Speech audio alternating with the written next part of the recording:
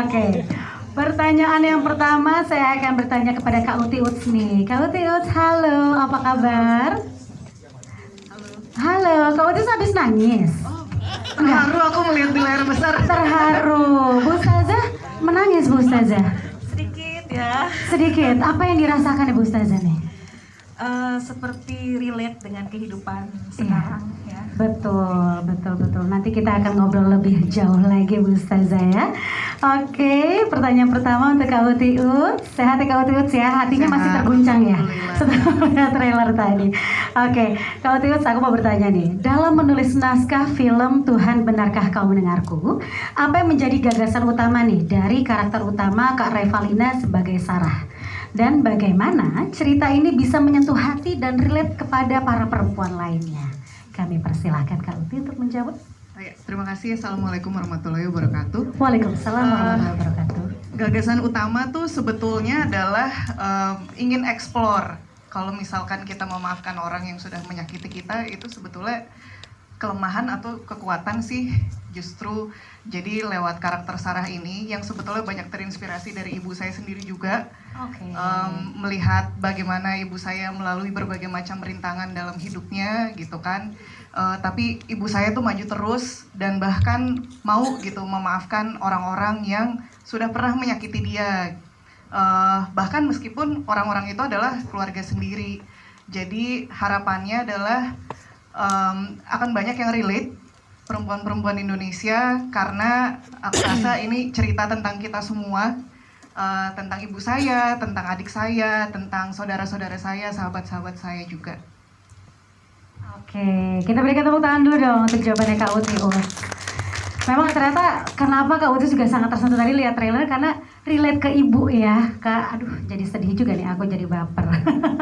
Oke, pertanyaan selanjutnya kepada Ibu Ustazah Sofwatunida. Nah, Bu Ustazah, dari sudut pandang Ustazah nih, bagaimana Islam memandang ketegaran perempuan dalam menghadapi ujian? Seperti ini tadi contohnya. Bagaimana Bu Ustazah? Silakan dijawab. Baik, bismillahirrahmanirrahim. Assalamualaikum warahmatullahi wabarakatuh. Waalaikumsalam warahmatullahi wabarakatuh. Tim media dan segenap tim dari Tuhan Benarkah Kau Mendengarku. Dalam Islam, ketegaran seorang perempuan itu merupakan salah satu bentuk nyata dari kesabaran. Jadi sifat sabar itu bentuk nyatanya adalah tegar dalam menghadapi ujian. Dan sabar itu merupakan sifat yang sangat diagungkan. Allah sangat suka kepada hambanya yang ketika diuji, dia bisa menghadapi ujian itu dengan sabar. Makanya dikatakan, al-imanu nisfani. Bukti seorang beriman ada dua. Nisfun fi syukri wa nisfun fi sobri. Kalau lagi diuji, dia sabar. Kalau lagi dikasih nikmat, dia bersyukur. Dan dalam film ini penekanannya lebih kepada bagaimana sosok Sarah menghadapi ujian yang luar biasa, tapi menghadapinya dengan kesabaran. Bukan hanya sabar, tapi dia juga berikhtiar, kemudian dia berusaha berikhtiar, tawakal, dan puncak daripada kesabarannya adalah ikhlas menghadapi segala macam ujian dalam hidupnya. Masya Allah, luar biasa. Kita berikan tepuk tangan dong untuk Bu Ustazah ya. Memang ketika diuji kita harus berikhtiar, harus bersabar. Ketika diberikan kenikmatan kita harus bersyukur. Itu harus benar-benar kita ingat-ingat ya. Oke, terima kasih banyak Bu Ustazah atas jawaban dari pertanyaannya. Untuk selanjutnya saya akan bertanya kepada Bapak Andi Budiman dari Ideo Source. Baik, Bapak Andi, selain jajaran kolaborator yang biasanya sudah bersama dengan Paragon Pictures dan Ideo Source Entertainment, di film terbaru ini juga hadir jajaran kolaborator baru sebagai partner. Apakah ini juga menjadi langkah baru untuk Paragon Pictures dan Ideo Source Entertainment?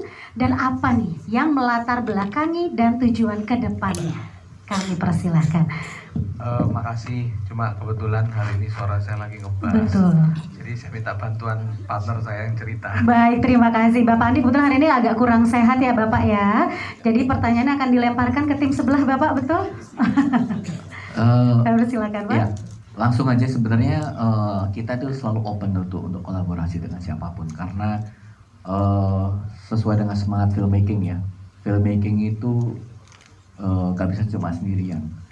It takes a village lah untuk bikin film, dari kru, cast segala macam. Kita setiap kali syuting aja ada ratusan orang. Jadi kita selalu open terhadap kolaborasi. Dan semangat dari Paragon Pictures sejak awal, kita selalu percaya bahwa film Indonesia itu harus pelan-pelan mulai merambah negara lain sih. Dan makin kesini makin terasa gitu ya, film Indonesia ini makin mendapat tempat di kancah perfilman dunia.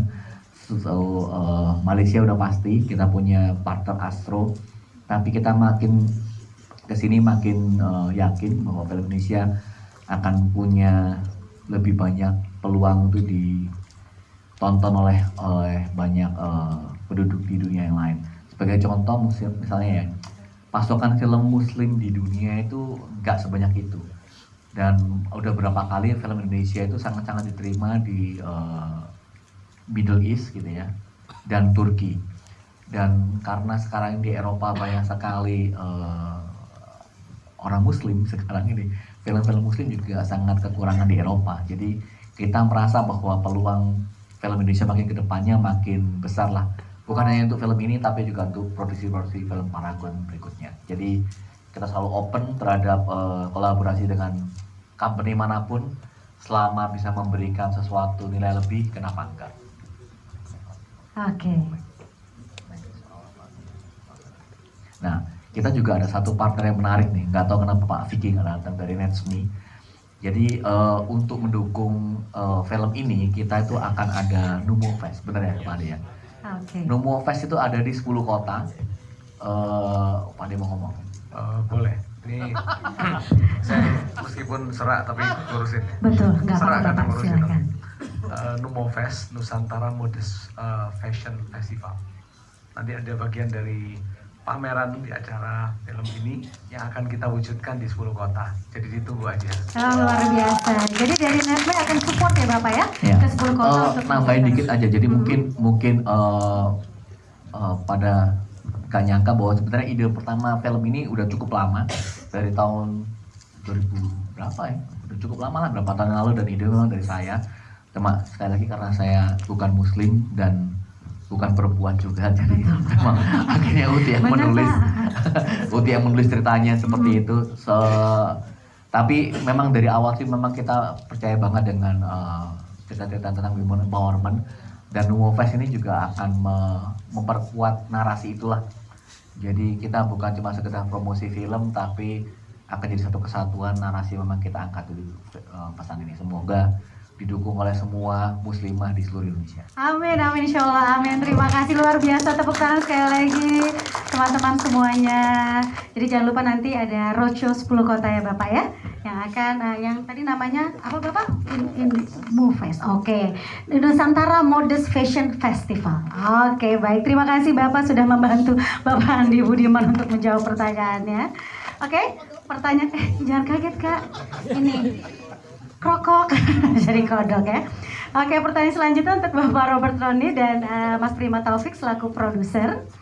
Jadi Bapak Robert dan Mas Prima nih, film Tuhan Benarkah Kau Mendengarku ini kan menceritakan dari sudut pandang seorang perempuan nih. Tadi kita sudah melihat bersama dengan trailer ya, yang sedang berjuang di titik terendahnya.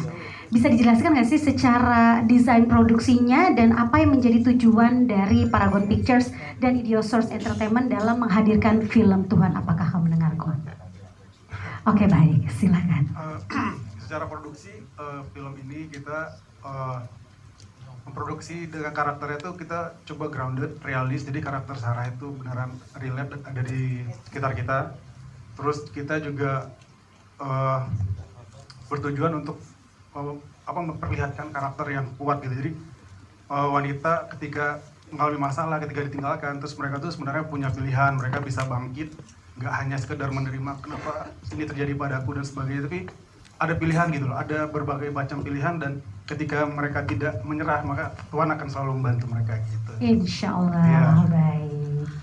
Ada lagi mau ditambahkan? Sudah Cukup. Oke, perempuan tuh orang luar biasa kuat ya.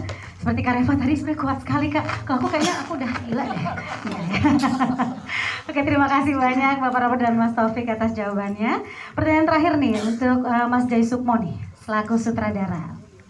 Jadi Mas Jai, bagaimana sih tantangan dalam menggarap film ini dengan kemasan drama religi?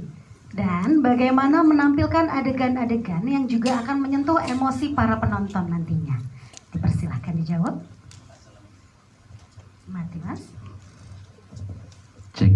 Assalamualaikum warahmatullahi wabarakatuh. Waalaikumsalam warahmatullahi wabarakatuh. Tantangan tentunya tiap judul, tiap produksi beda-beda. Tapi ini saya bersyukur saya bisa mendeliver cerita dari Kauti ke beberapa karakter, juga perjalanan karakter. Saya berharap juga penonton relate dengan karakter masing-masing. Jadi di ending penonton juga ikut merasakan, oh karakter ini pas dengan saya, karakter ini pas dengan saya.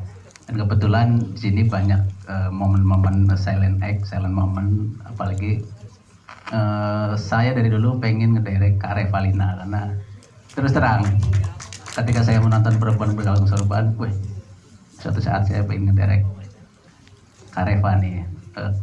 Lihat dia kalau diem aja udah bergetar ya.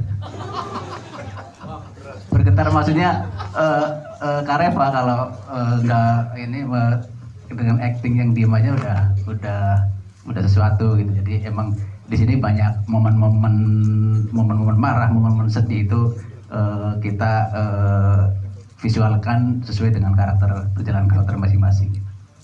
Oke, baik. Berarti emang Kak Reva ini sangat tepat sekali ya untuk bisa memerankan Sarah. Baik, sekali lagi saya ucapkan terima kasih kepada seluruh jajaran filmmakers, kepada produser eksekutif Bapak Andi Buniman dari Idio Source, produser Robert Roni, produser Mas Prima Taufik, penulis Uti Uts, dan sutradara Mas Jai Sukmo. Terima kasih sekali lagi kami sampaikan dan terima kasih atas jawaban-jawabannya. Kami persilahkan untuk bisa kembali lagi.